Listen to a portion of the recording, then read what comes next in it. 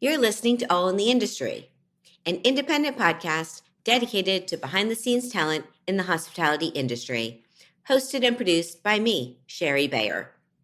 Since initially launching in 2014, we have broadcast more than 400 episodes, and now we're excited to be on our new platform.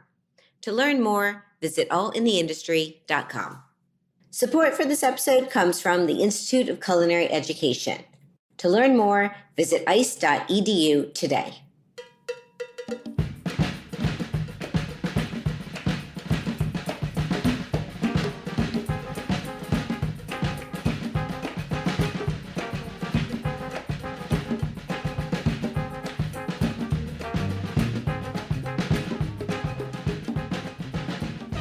Well, hello. Welcome to All in the Industry.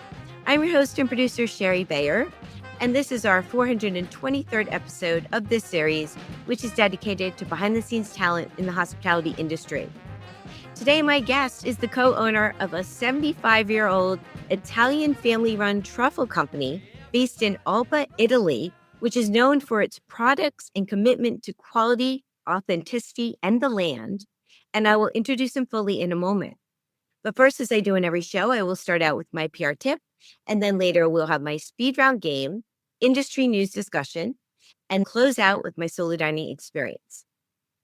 As the founder of Bayer Public Relations, I'm going to tip the show off with my PR tip of the week. So today's tip is to celebrate the season.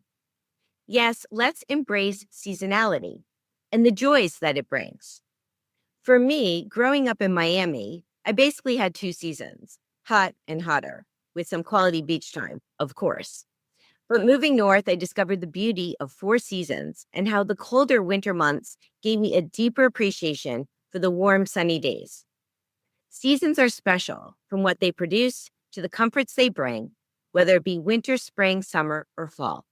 So let's appreciate Mother Nature and toast to 'tis the season, always. That's my tip today. Okay, so I'm excited about my guest who is joining me from Italy. It is Paolo Montanaro of Tartuflanghe, a family-owned truffle company founded in 1950 in Alba, Italy by Giuseppe Beppe Montanaro, known for its truffle production and gourmet specialties. Beppe was driven by a passion for the rich flavors of his homeland in the Langhe Hills, and in 1968 opened Da Pepe in Alba, a restaurant that soon became a Michelin-recognized reference for mushroom and truffle cuisine. Together with his wife, Domenica, Beppe founded Tartuflanghe in 1975 to select, process, and export the prized Alba truffles around the world while exploring new ways to preserve and enhance their flavor. Today, Paolo, along with his sister Stefania and his wife Veronica, lead their family business, continuing the family tradition of excellence while expanding their international reach and product innovation. And without further ado, ciao, Paolo. Welcome to the show. Hi, Sherry. Thank you. Thank you. Grazie mille. This is exciting for me to be speaking with you while you're in Italy. And we met this year, which we'll get into on the show, how that came about. But I'm so excited to chat with you and hear your story. So I always like to find out from my guests how they got into the industry. And I gave a little background on your family history with your father, but do you want to take us back and explain a little more? Yeah, so my father on the 50 left Italy to US. He was in 58. He was 18 years. And in US, he has the opportunity to work on a cruise for 8 years and also in restaurant in New York. He was a chef on cruise in Caribbean, but he also made Mexico. He did Colombia, all the island of Caribbean, of course. That's exactly in US where my father had the opportunity to learn the Italian kitchen, because at the time, after the Second War, Piemonte was an area where we were eating most of everything corn, polenta. That's why millions of Italians left Italy, because there was nothing to do. So also in that period, when my father had the opportunity on cruise to understand what was Rossini, Tornador, all dishes that was in international kitchen that was not present at the moment in Piemonte.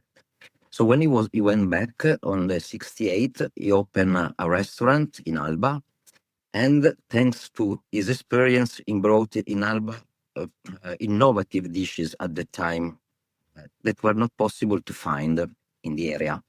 And of course, as it was in Alba, at the time the truffle quantity was huge because there was less logistic, so less truffle sent all over the world. Truffle was not so famous out of Italy, so my father concentrate his business on truffle to become the truffle restaurant, and it became the truffle restaurant under Michelin and different guide.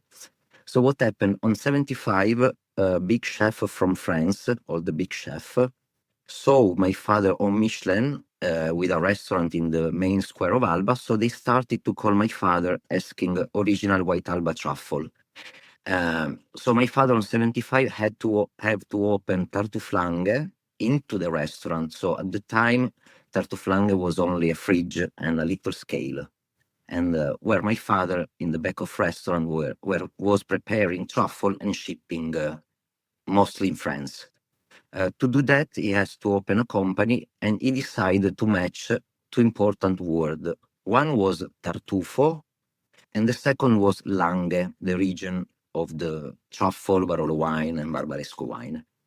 He matched Tartufo and Langhe, and he built the Tartuflanghe company. On 82, he left the restaurant. He rented the restaurant to a colleague, and he started to produce most of the product that now you see in the market. We have been pioneer and inventors of huge quantity of truffle products. One of the most important products was in the 1990, the first pasta called Tartufissima was the first pasta in the world with the truffle into the pasta, not on the pasta as we do at the restaurant. So it was the first ready truffle pasta in the market. It helped us a lot in the growing of the company. Now we have around 150 recipe under the brand. We also own a chocolate laboratory that we opened in 2005, where we produce Trifoulotte, our chocolate pralines. Then on 2010, I finished my study in food technology, and I started to work with a lot of Spanish chefs, in particular Alberto and Ferran Adrià, Albert in particular, and I brought in the market the first verified products. So we started to do more innovative products, and in this moment we are working to make the truffle something more accessible for everyone. So we are working on snack or something more common.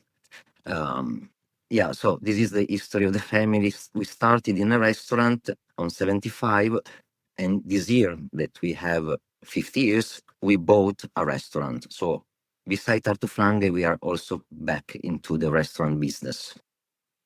It's a bistro in your town, correct? Yes, it's based 3 kilometers from the center of Alba in a wonderful hills. It's a restaurant where I took to, I think, some of the best chefs that are Italian not working in Italy. They were working in France. Francesco made Bottura Robuchon. It was in a 2-star called Maison Décorée. And Giuseppe was last 6 years the sous chef of Tragro, 57 years 3-star. But we are working on a bistro kitchen. So at the moment we just opened a bistro, and we are doing a new concept into the restaurant, because we have like a sommelier for the truffle. We have like a truffle cart. We use different variety of truffle, and we also explain to consumer how to get the best from the truffle. Well, I need to come visit. Thanks. I mean, Yeah. we met in Italy. I was in Torino, not so far from where you are for the world's 50 best restaurants, but then we met in Udine, right? in Prosit, which was such an outstanding event. And I got to taste your truffles. And I did a semester in Florence when I was in college. So I've always had a love for Italy. And I really should practice my Italian because it would come back. And I apologize if my pronunciation is not as good as yours because I don't even know if I said your company name right. It's Tartuflanghe or Yeah, Ge. yeah. Okay.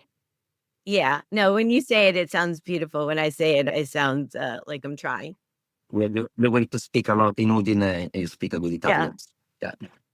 But can you talk a little about Alba and the region? And for people who don't know truffles or aren't as familiar with your product, like why are your truffles this prized possession and like the success of the company? I know by location in Italy, I mean my tip with seasonality, I was kind of going into the land, the season, but all of that plays, I believe, into your product. So can you talk a little about that and the beauty of Alba?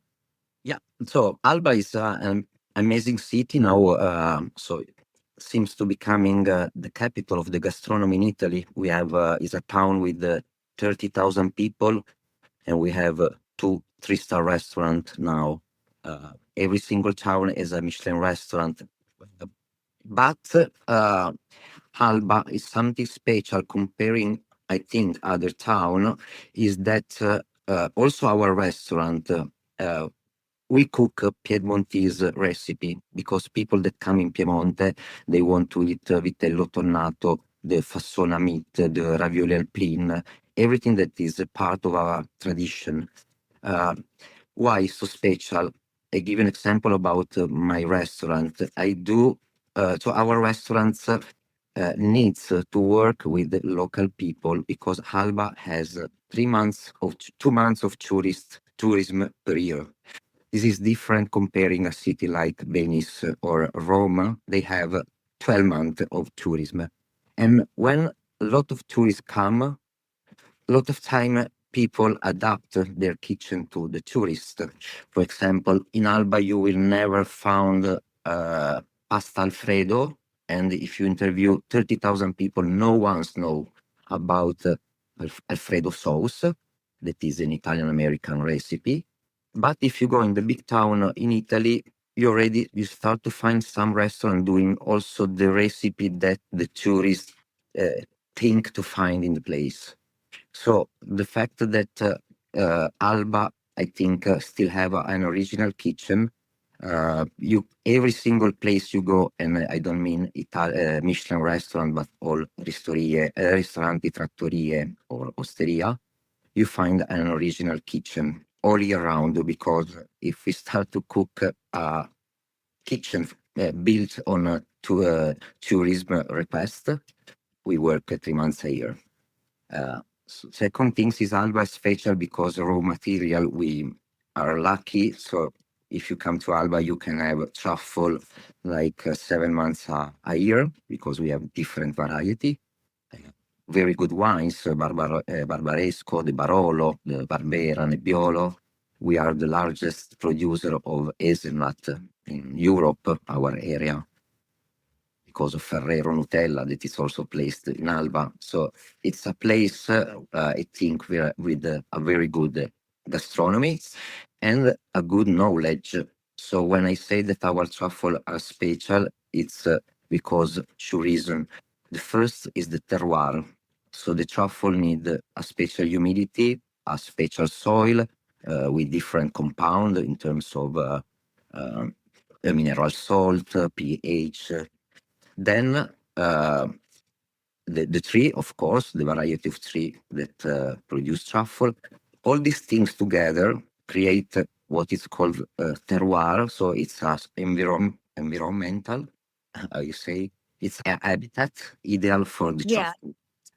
And it matches perfectly with our lands because when we have a hill on the south side, we can plant Barolo or Barbaresco. In the north side of the hill, where there is less sun, it's coldest.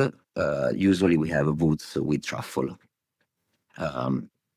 Consider that the production of truffle. If 40 years ago we were the biggest producer with the growing of the Barolo wines, in the 60 and 70, 80, there was we lost a lot of woods because of the wine business, so the woods become vineyard. Tartuflanghe since 15 years is buying all woods that didn't become vineyards. So now we run over 200 hectares of wood forest. We have animals that we use to clean our woods. So we are trying to keep all that is possible as a woods, because we need truffle first. Of course, it's also a matter of ambient oxygen, but in my case, I'm also involved in terms of business, because without woods and tree, there are no truffles. Yes, I understand. Now, if I come visit, can I go truffle hunting with you? Yeah, I've never done that. of It's course. sort of those bucket list things for me. It would We be know- fun Sure. once. We have 320, more or less, people with dogs that supply us every day. My sister is the one that go buying truffle, and it's very a special job, very difficult. First, so you have to understand that the people that go hunting is like a hobby. So they do money, but they do another job. So the buying of the truffle is a very special works, because you must be very, very confident, because people open the door of their house. So my sister go in the house of hundreds hunters to pick up the truffle, and depends on the job they do. Someone that work in Ferrero, my sister has to go in the house before they start working or after. Someone are a farmer, so she has to go when it's dark, that they stop to work. It's a very special works, and to collect all the quantity we need, apart my sister, we have also like buyers that normally are like the butchery of the town, or other people that do other business, and they do like collectors. All the hunters of the small town go to bring the truffle to them, and in one trip only we go there and we can buy the largest quantity, because our supplier are people that sell us, for example, um, 10 ounces, 5 ounces, 2 ounces, house by house. Is not that you go there and you buy 20 pounds of white truffle. Wow, that's fascinating. Can I ask about the value or the pricing, or how is that done? I'm asking it naively. I mean, I know truffles are luxury items, can be very expensive, but how does that work with the value of them? It's very so. Imagine a product that in the morning we get like 10 pound of white truffle order, and maybe we have 2 pound in the fridge. In the meantime, my sister come back to bring some quantity. Some hunters come to bring some quantity. So when we have to buy the truffle, usually there is like a market price that we know from hunters that sold the truffle, or colleagues that bought truffle. Uh, so it's something that we earn more or less, like, for example, $2,000 per pound. So we go in the first house. If is a people that normally sell a pound per week, and we found that day 2 pound of products, and we buy at 2,000. If in the next house we see largest quantity, more than normal, we understand that the night before truffle went out, because it's like in few days you get truffle, then they disappear, then there are a lot, it's something like that. So what happened that if in the second house we understand that there is a lot of quantity in the market, we have to lower the price to the hunters, because probably there is a huge quantity coming out in the next 1-2 days. So there is not a fixed price. When we buy, we have to be very, very careful to understand what's happening in the next days. For example, if we know that is snowing tomorrow, today we have to buy truffle, not looking so much at the price. We have to buy quantity, and if they ask more, we have to buy it. Because as tomorrow there will be the snow, 80% of the truffle hunters, they don't go hunting with the snow. It's not matter that the dog doesn't smell the truffle. The problem is that when if they go with the snow in the forest, they left the footprint in the snow, and other hunters can discover where they get the truffle, because the truffle in a forest there are just few trees that produce truffle. So when hunters discover a new tree producing truffle, they see the tree and they make a map. The old hunters, they have a map of the woods and they know exactly which are the trees that produce truffle. And then the map, they left the map to the sun. It's a long tradition. Now with the GPS, everything that is getting lost, this tradition to leave the map. But if you speak with old hunters, they tell you, if we write the map, we decide to give the map, and the map is safe. If you use internet, they are afraid to lose the position, the tree, so that other people discover. So they are still, the young generation is using Google Map to see everything. The old people, they have a very big book with long map. Yeah, it's fascinating. So It really is. as we own, yes, as we own a lot of forest, also if it's snowing, our hunters go with the snow because our private property. So our woods, when we buy the woods, we do a lot of job inside. We have a group of people that help us to manage the woods, because one of the big problem we have, that people don't speak a lot, but it's really a big problem, is that since 40 years, we don't go in the woods to make, in the forest to make the woods for eating the houses. So the woods before was a resource of woods to heat the house. Now, if you manage a forest, it become a cost, because you don't get anything from the forest and you have to clean the forest. In Italy, by law, you must clean the forest, otherwise it become like a place full of insects that they go to damage other like vineyards, things like that. So what happened? As people don't go in the forest and we don't cut more tree, there is like there is no more the opportunity of the light of the sun to go on the surface of the forest, because at the top of the forest there are too many trees. And what happened? Without the light of the sun on the surface, truffle, mushroom, other hundreds kind of vegetable disappear. So what we do is to buy the forest, we cut some tree to permit the light to go on the surface, and we plant truffle tree instead of other tree. So there is also a selection. We take out pine, they don't make truffle, and we put hazelnut, weeping willow, oak tree, other truffle tree. So we are working and then creating area where we can stop the water of the rain and create more humid area in the woods. We are creating some small damages to the tree, because if we cut a little piece of tree, they make a new roots, and new roots are happy to get the truffle spore. So there is a lot of job we are doing in the back to maintain the woods. And of course, we do this job before to start to do that. We close all the woods. We have 52 donkey, so we put inside our donkey.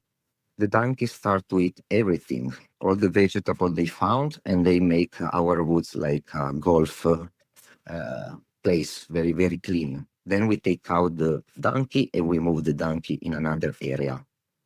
So we use animal to clean completely the woods. After we start to make different techniques that are what I told you before, but we also inoculate spore of white Alba truffle. So we have our own method to inject the spore in the soil and make the soil more ideal to guest the truffle. So a lot of techniques, and when people say it's not possible to cultivate the white truffle, it's not completely right. Because in our case, we are lucky because we are in an area, part of a region where truffle found by themselves a perfect habitat. But we are also working to make for example, we take out stones so the truffle grow more round. We do a lot of things that help the truffle. Oh, Yeah. it's amazing. It's amazing. I'm such a city girl. I'm listening to you, and this is truly fascinating what you do and how you figured all this out. How big is your team when you say we? So we are Yeah, 50 in 15 Tartuflanghe. We are 4 in US, but I'm lucky to have a lot of university, agricultural university, Padua, Turin, where we get a lot of study with them. So it's something that we are. I'm really fascinating about a products that we have to. So there is not so much knowledge how they grow, everything. But the science is going to study a lot because there is also a problem we see in the future with the climate change. There is a lot of stuff that we have to study yeah. the truffle because we have to save the truffle. Yeah, you're so affected obviously by the weather and what's happening in the climate directly. Mhm. And yeah, I don't know how much people know about the process. We'll learn a little on this show.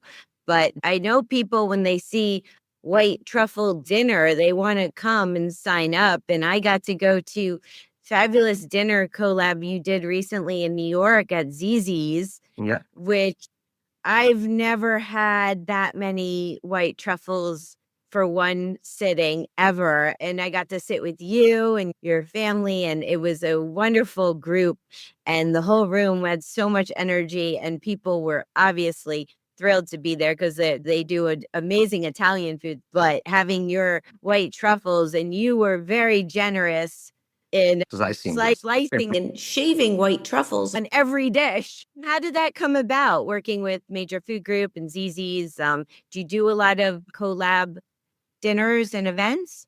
Yeah, I had the opportunity to meet them, the owners. So we had we started last year with truffle dinners and the supplying part of their restaurants. Um, so I love them. It's a very nice group, and so Yeah, they're great. we do them, but we have products for everyone. So we are supplying half of the 50 best restaurant, I think. But we also are serving, for example, quick service restaurant because we are developing also recipe more easy. We are very strong in R&D. So I'm doing the products with Alberta Adria for big industry. Uh, very, so we were producing all the food for the European Space Agency. In our company, I have the knowledge of gastronomy that come from my father, chef, and my sister, chef. But I come from study like industrial chemics and then food technology. And this allow us to have experience in the kitchen, and but also in technology. We are doing very innovative things. Yeah, it's amazing. And I have this cute little guy with me, Yeah, people. Pico, in your book. Pico, The Tale of the Young Truffle. When was Pico born? This one was is a project to bring kids My dream would be to have a kids that say, this is a truffle tree, is a linden, or something like that. Of course, truffle is not food for kids, but all the history in the back, how they develop, the fact that we have to protect the tree to have the truffle, the fact we on the book that there are people that cut the tree to do other things, and is not good for pico. Pico, the name is the botanical name of the tuber magnatum pico, that is the white Alba truffle. And it's also the name of our bistro we open, Pico Bistro. It's focused on truffle, of course. Well, it's adorable for people listening. It's a cute little stuff, cushiony pico. It's very cute.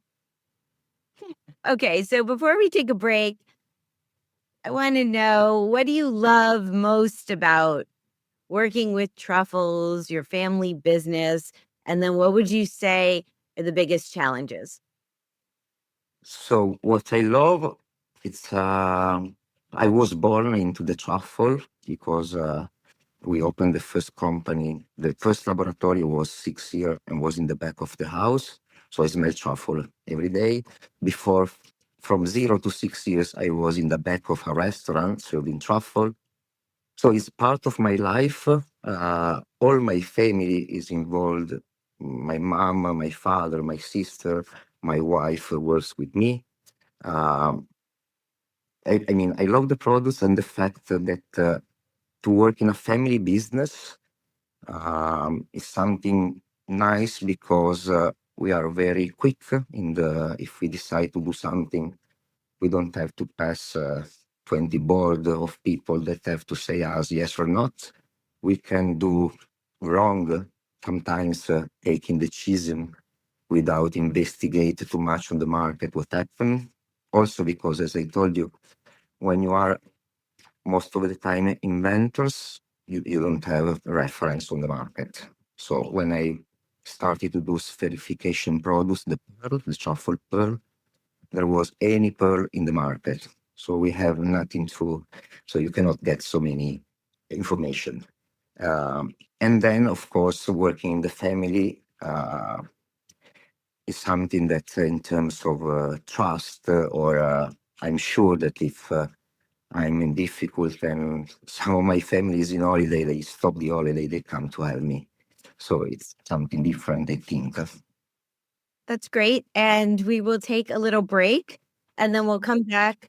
We'll play my speed round game. We'll talk some industry news and I'll close out my solo dining experience. So stay with us. This is all in the industry. If you've ever listened to this show and thought, I want to be part of the food world, it's time to check out the Institute of Culinary Education. With campuses in New York City and Los Angeles, plus online options, this school puts you right in the heart of the industry. Programs include culinary arts, pastry and baking, restaurant management, sommelier training, and more. And you can graduate in as little as 8 months. You've heard from some of the school's alumni on this show. Gail Simmons, Andrew Ridgie, Missy Robbins. They all got their start at the Institute of Culinary Education.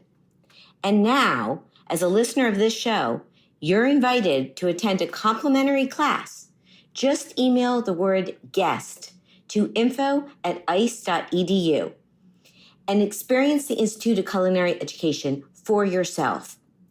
Email guest to info@ice.edu to reserve your complimentary seat today. Welcome back to All in the Industry. I'm your host and producer, Sherry Bayer. My guest today is Paolo Montanaro of Tartuflanghe, a 75-year-old family-owned truffle company in Alba, Italy, known as the Wizards of White Golds. I've seen that written about your company, which is nice. So it's time for my speed round game. So Paolo, I'm going to name a couple things and give you a choice, such as chocolate or vanilla, and you get to pick your preference. You ready? Okay, here we go. Eat in at home or eat out at a restaurant? For me, eat at home or Yeah, eat for out. you, would Oh, you sorry. rather eat in at home or eat out at a restaurant? Well, if I prefer Depends which kind of a restaurant. So I work with fine dining, mostly restaurant, but of course I cannot eat fine dining restaurant every day. So, but I can eat osteria or trattoria or I mean home kitchen every day. So I prefer to go to eat in a home kitchen restaurant. Okay, sounds good. How about indoor dining or outdoor dining? Uh, Outdoor dining when possible, Okay, of course. Yeah, when the weather's good, I yeah. get it. Wine, beer, cocktail, non-alcoholic drink, or champagne? Wines, wines for sure. I come from a wine area. Yeah, yeah. Kind of felt you might say that. How about tasting menu or a la carte? A la carte depends. So Mhm. yeah. Yeah, no, it's all good. You can talk a little. I know all these are situational, but whatever comes to mind in this game or top of mind. Okay, how about small plates or large plates? Um, I prefer large plate and less plate. So Okay. yeah, Communal table or chef's counter? chef's corner. Do you have one at your restaurant now? In the restaurant we have now it's a bistro. Was at the ground floor, but we started with 36 seats and we were going 80, 90. So we have to move upstairs where there was a two-star Michelin before. And but in the we are building the fine dining from January to March. We will be close. January, February close, and March. I hope we will be with work with the new works. We are thinking to do like fine dining, like a omakase, similar to omakase. So when I go to fine dining, I love the techniques to understand how they made the dishes, and I don't like to stay 5 hours seated, but I can stay 5 hours if they show me everything they did in the dish. Okay, I hear you. I have a few more. Tipping or all-inclusive charge? Tipping. Um, Something that people is starting to talk just this week in Italy. I mean, I heard a lot about the tips. So That one is a little more of a US question, but tipping is everywhere. That could be a whole conversation, but it's in the game. Okay, white truffles or black truffles? uh, white truffle, in terms Yeah. of taste, the season is very short, only 10, 12 weeks, more or less. Long black truffle we have for 6, 7 months. Summer truffle. So it's something that appear in Christmas times or in here is winter. It's not like Miami now that you are hot. Right. So it's something more. I think because I know it's not possible to cultivate like the black one. So I know the history in the back, so I'm more fascinating for the white. But I have to be honest that there are a lot of variety of truffle, like mushrooms. So there is the shiitake, the porcini. So also in the truffle, one of the goal of our restaurant is to offer 10 months a year the truffle, following the season with different variety and different taste. They are like a apple and a banana and a pineapple, each one different. And so it's like to ask which is your favorite fruit. Yeah. I hear you, but it was a good answer. Okay, pizza or pasta? Eh, I would You love can't to eat sneak. up. I cannot miss anyone. So if I have to choose, probably pasta because I have more version. I can change more Okay. comparing My last two. I got cheese plate or dessert. desserts. And my last one's New York City or Alba. Alba, yeah. Little different. A Mhm. little different. Completely different. Completely different. So I have the Both very opportunity. special.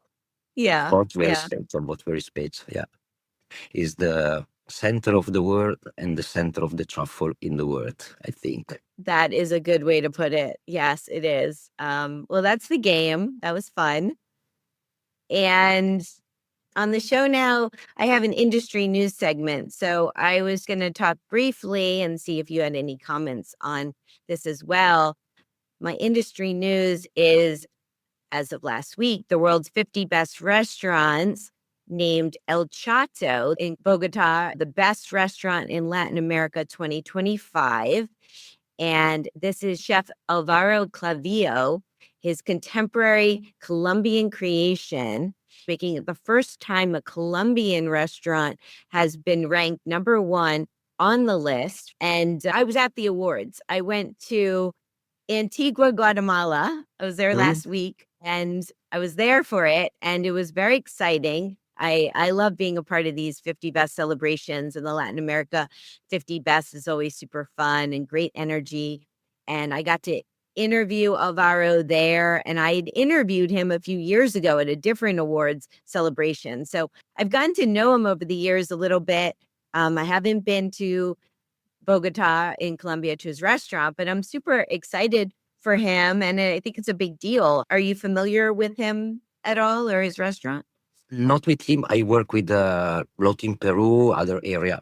It was the first time I was in Colombia this year, 1 week with my father in holiday, but it was in Cartagena and I went to amazing place to drink and eat. So it's really interesting. Well, I was just in Cartagena because I went to Cartagena before going to Guatemala. So I went to Rodriguez's. You go to Solele? There, and then we went to Alquimico, I think it's called. Yeah, El Yeah, Químico is amazing. yeah, beautiful. I think that kind of, so I mean, I'm very happy about the 50 best that bring to us also in Europe. Uh, we have to understand that there are population with a history of kitchen that is huge, very long. Colombian kitchen or Maya Mexican Incas, the potato, the maize, the corn they have. So there is a huge culture in that area. Um, so I mean, I love their kitchen. Particular, I love Peruvian kitchen. Is probably my favorite kitchen. Yeah, I Found need to get back to eat. Japanese, Spanish, all kind. Big influence of different kitchen. I love it. Yeah, me too. And I'm excited for everyone. I'd love celebrating chefs in restaurants. So I feel, and this brings the community together. And it was exciting to see Koya, which is Pia Leon's restaurant. She was ranked the number 2 spot. She also got the Art of Hospitality Award. And she's a part of my Chef Wise book. There's many chefs on the list that were contribute to my book, which is another reason I like going and celebrating with all of them. And number 3 went to Don Julio in Buenos Aires. Number 4, Marito in Lima. And number 5 went to Solele, Jaime's restaurant. And I did some interviews there. I did an interview with the chef Juan Lewis from Marito and with Jaime from Solele. And so that will be coming up. And also with Alvaro in the press room. And actually, last night, I got the privilege of going to a collab they did in New York that Alvaro cooked at a restaurant called Illis in Brooklyn with Mads Rusfland. So I got to go and Alvaro was there and I got to try some of his food. So that was exciting and it was great. I think also something like I found in this country, they are less afraid to experiment. So I mean, maybe there are, I don't know, but I think Italians have a big culture on food, and for us there are something that you have not to do because we never do, or you have not to do. But then I try out of Italy, and they say, why we don't do like that? Because probably country with a big tradition are less open to experiment comparing other country. I saw Spain; they have a good tradition, but they opened to the world in the 80s, so before they were closed.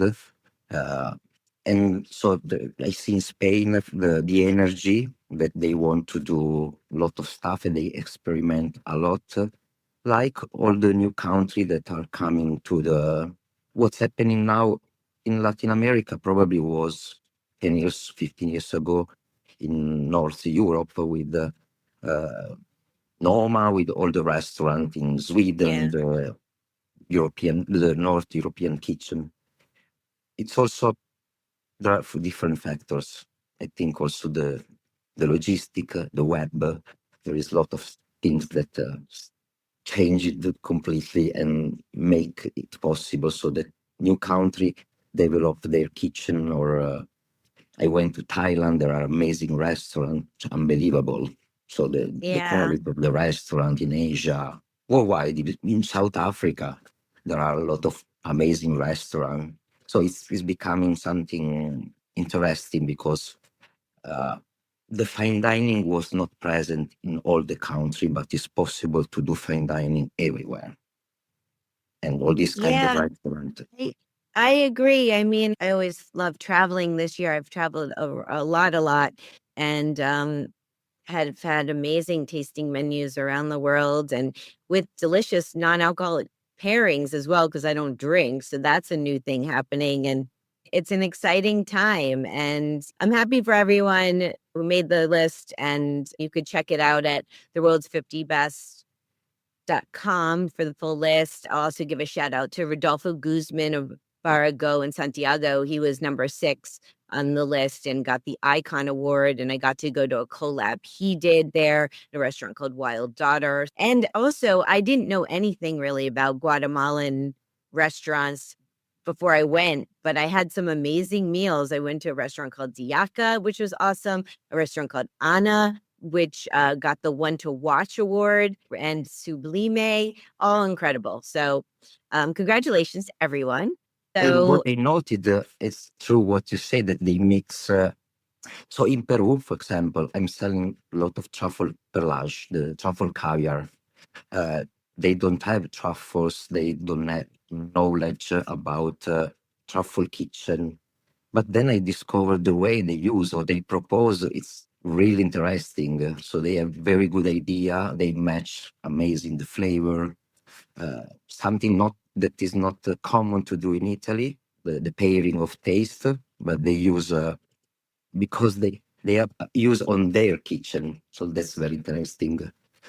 yeah. Yeah, and I should mention too, Mido, Misha was there, Mido from Lima. He was not on the list this year because he's not eligible anymore because he was ranked in Torino this year the number 1 restaurant in the world's 50 best, the overall list. So once you reach the number 1 spot, they put you in the best of best category because he was previously, he's been in the number 1 in Latin America, and he's awesome. And I've been to that restaurant. I want to go back. Super special. But Lima and Peru, I'm with you. Also, the hospitality there. I was there about 10 years ago, but I just remember being so blown away by how kind everyone was. So, I've been was lucky because 2 years ago I organized the truffle dinner with Maido at Improso. oh, did you? Yeah. I would. Well, if you do a retake, bring it Yeah. back. Let me Yes. know. Yeah.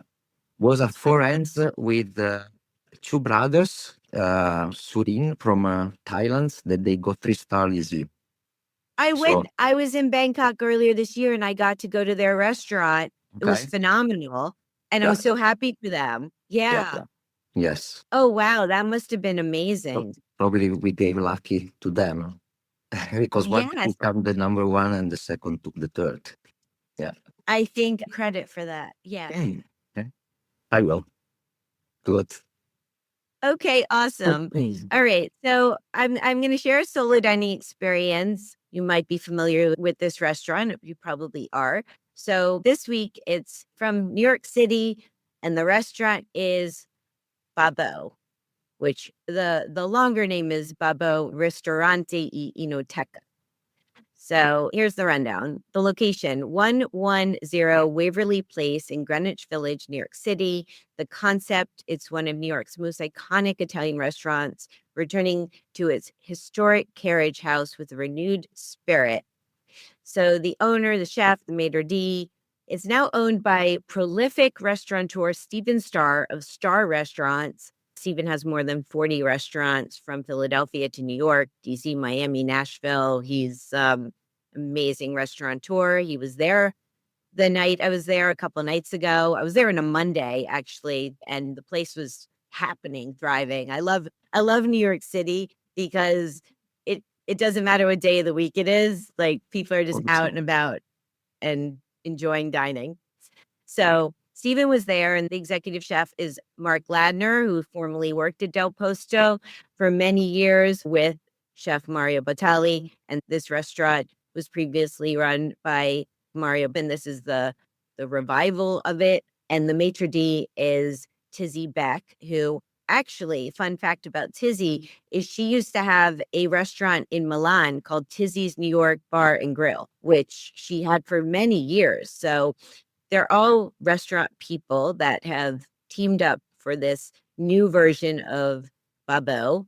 And why'd I go? Well, I believe it was probably one of the most, if not the most anticipated reopenings this year. And it opened about 6-7 weeks ago. So Helen Rosler, the New Yorker, just did a review, and I'll just read a bit of her summary, what she wrote at the beginning of the history of the restaurant for people who don't know, because she's a brilliant writer and sums it up nicely. I'm not going to read the whole thing. I'm going to take excerpts. She wrote, for nearly 2 decades, beginning in 1998, Babbo is one of the most, Babbo was, wait, how do you say it? Babbo is like papa is used in Tuscany mostly, and they say babbo is like papa, father. Okay, so Babbo was one of the most coveted reservations in New York, reshaping how the city and arguably the entire country understood Italian cuisine and modern restaurant dining writ large. Babbo was the flagship restaurant of Mario Batali and became synonymous with his celebrity. Charismatic, edgy, expansive, just on the edge of overwhelming. In late 2017, Batali, always a figure larger than life in appetites, was accused by multiple women of sexual misconduct. And over the next few years, he stepped back from his restaurants and retreated from public life. Most of his roughly 24 restaurants eventually closed, remained opened, but failed to shake off his association with his name. So earlier this year, it was big news that mega restaurateur Stephen Starr was taking over the restaurant with Mark Ladner. And so this is a big opening, and that's a little history of it. So that's part of why I went, but also I love Italian cuisine. I'm excited to go. So my experience on Monday, I had an early reservation. Place was happening and everyone was there. Tizzy, Mark, Stevens, and I sat downstairs in the dining room. I could have sat at the bar, but I opted to do a table. And I got to speak with Steven for a little bit, and Tizzy and Mark came out, and I spotted some industry friends, and I had a really great meal. So what did I get? I had the babbo celery salad, which was pink celery puntarella style with Caesar dressing and breadsticks. And I also had some bread with amazing spread on the side.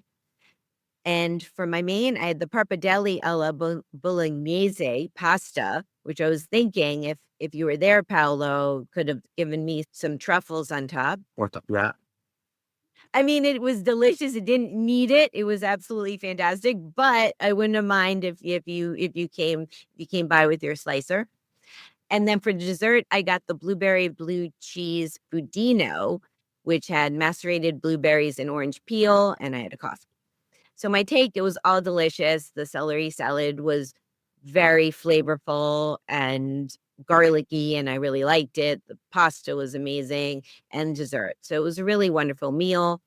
The ambiance, it's the previous layout of the original location, has a welcoming bar up front. And actually, when you walk down the street, it gets dark so early here in New York now, but it was just dark outside, but the lights just glowing outside. You walk in and kind of dark and sexy. I mean, Steven started, and he works a bit now with Keith McNally, is known for design and lighting, and it's a beautiful space. And upstairs, I believe they renovated to make it a little darker, more red tones, and downstairs has a little more action. But it's a great space. I'd say it's perfect for dining with friends or date night. Interesting tidbit. So since 1998, Babbo has redefined fine dining with bold regional Italian flavors and unexpected ingredients as a classic rock backdrop. As I said in this new chapter with Mark Ladner, it blends old world hospitality with playful tableside presentations in an intimate candlelight setting. So, personal fun fact, I had dined at the original a couple times. I've been at the bar in the main dining room, and it was good to be back and see everyone. The cost of my meal was $72, not including tax and gratuity. Would I go back? Yes. I did not get the 100-layer lasagna, which is for four and $100, but maybe next time if I go with people. And their website is babonyc.com and Babbo Ristorante and at Star Restaurant. All right, so that was a mouthful. Had you been ever, Paolo? No, I didn't know. I know where it is. Yeah, and I saw it outside, but it was closed already in the last years. Well, if you come back and you want to go, we can go. Yeah, it's great. I mean, I think it's hard to bring restaurants back from whatever they were in the reputation or the history, but it's a really great team and Good chef. really good Mark. chef. Yeah. I heard Yeah, it. Mark, I skipped over a little of Mark's history, but Mark, It was, I mean, I think perfect. It was the best chef of Batali. He was working in the past, I think, with him, if I'm not wrong. His favorite. yeah, well, he received a James Beard Award for Best Chef New York City and 2 Michelin stars, and the New York Times gave a 4-star restaurant review to Del Posto when he was there. So, yeah, he's an acclaimed chef and super talented. He had a place called Pasta Flyer for a little while that he was doing pasta. That was short-lived, but he's amazing chef and came out of the kitchen. He's wearing one of those big toques, and he's super tall and I'm super short. So I have a picture of that to be posted. There is a big chain of big number of good restaurants in New York, Italian, I mean. So if you are Italian and you live in New York, you don't miss Italy for the kitchen. I don't want to put you on the spot, but do you have a favorite or do you have a spot in New York that when you come you always want to go to? Um, Honestly, if I come to US, I'm looking for Italian American kitchen because I'm really passionate about that. My wife, when I met my wife in '99, we moved to New York, to San Francisco to interview Italian American, and Veronica made a thesis about the title was The Identity of the Italian American Kitchen. It's very interesting because lot of dishes I told you before, pasta Alfredo or chicken parm. There is a lot of stuff that you cannot find in Italy, but was born in US. The dish. So I mean, pasta Alfredo was the pasta produced in a restaurant in Rome. Uh, but most of the dish of the Italian American kitchen were born because between 1890 and 1910, 22 million Italians left Italy because there was nothing to eat. So when they arrived in New York and they found the meat, because in Italy they were eating meat once every 3 months, we saw the letter that people wrote to the son, to the other cousins, come to US because there is the meat. That was one of the reasons. And when they arrive there, they start to put meat also where we do not put the meat. I mean, in the Parmigiana with the meat inside, or there are the spaghetti meatballs. There is a lot of stuff that was born in US by Italian immigrants. And now you have an amazing kitchen. I love it. So vodka or so I go to Carbona. I've been to Torrisi, Rao. You have a lot of places. Some do Italians. I do. Some do Italian American dishes that you cannot find in Italy, but are really interesting. Maybe you find in Hong Kong or in Dubai. But Yeah. the nice things is to understand that it exists a kitchen like the French kitchen, the Italian kitchen, the Peruvian. There is also the Italian American kitchen. That is an amazing history. Yeah, it's interesting, and that's cool, and I get it. Or in the last period, the one that is I really love in New York is Roscioli. Oh Uh, yeah, it's a restaurant welcome to that is Italy. also in Rome. Yeah, yeah, it's an Yeah, amazing I've been place. once. I need to go back. Yeah, it's great. Yeah, we're like I'm lucky here in New York that I have all these options. So, um, okay, to close out, my final question for you is: what's your advice for anyone who wants to get into the truffle business or be an entrepreneur? Do you have any advice? Oh, the truffle. Um, yes, I would suggest uh, to start working on the cultivation of truffle because it's something that is possible. For some variety, also in US, you can have like 90% of success. So the tree will produce truffle within 7 years. Of course, you have to find serious company that provide you the tree, everything, but it's something that I think uh, will give a lot of. I mean, first is they if we plant a tree, also if they do not produce truffle, I mean, we didn't make anything wrong because we need it. But it's something that you can generate. I mean, in Australia, there are a lot of countries that they are starting to produce and grow truffle because you can earn money. And for me, it's really fascinating. Something that is not out of. So I mean, mostly of the fruit, vegetables that you can see on a tree, like apple. On the truffle, they are underground, and so it's a very mysterious and fascinating world. So started Yeah, to grow truffle, and it's something really, really nice and helpful also for the society, for everyone. amazing. Well, congratulations on everything you've accomplished with your family business. It's extremely impressive, and you're so knowledgeable. We could talk, I don't know, more and more, and I could definitely learn a lot from you. And I do hope to visit you in Alba Please. in the near future. It would be a treat. And thank you so much for the dinner that we had together at Yeah. Zizi's and the event at an Prosit and getting to try your product and meet you and your family. It's been a real treat. So grazie mille. Thank you, Sherry. I wait for you and all for the friends that are hearing us. If you come to Alba, we have a tour of our kitchen, truffle hunting, everything about truffle. Amazing. The season starting in like October. When do For you it's for it's white truffle, but we start with truffle from April to Okay. December. So Okay. Okay, I have options. I love yes, Italy. I don't really need excuses to visit, but excuses are awesome. Okay, so thank you so much.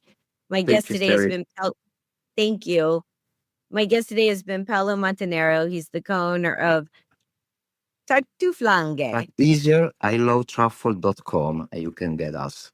And you can find out more all about Paolo and his family business and all the products they have too, because you have a tremendous amount of products. So go check that out. And you can also follow on Instagram. I'll just spell it at TARTUFLANGHE again, and at Paolo_Montanaro. And you can follow me at Sherry Bayer at Bayer PR and at All Industry. And you can find our shows wherever you listen to your podcasts. We're also on YouTube. We have a YouTube channel, All in the Industry, and Facebook. And you could check out my other websites, BayerPublicRelations.com and SherryBayer.com. And my book, Chef Wise Life Lessons from Leading Chefs Around the World by Fiden, is available wherever books are sold.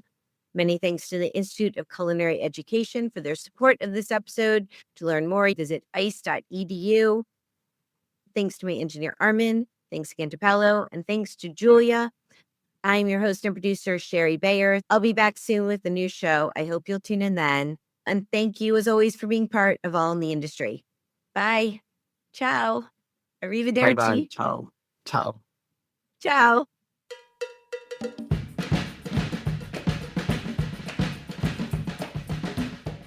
All in the Industry is an independent podcast hosted and produced by Sherry Bayer. Follow us on Instagram at All Industry and on our Facebook page and YouTube channel, All in the Industry.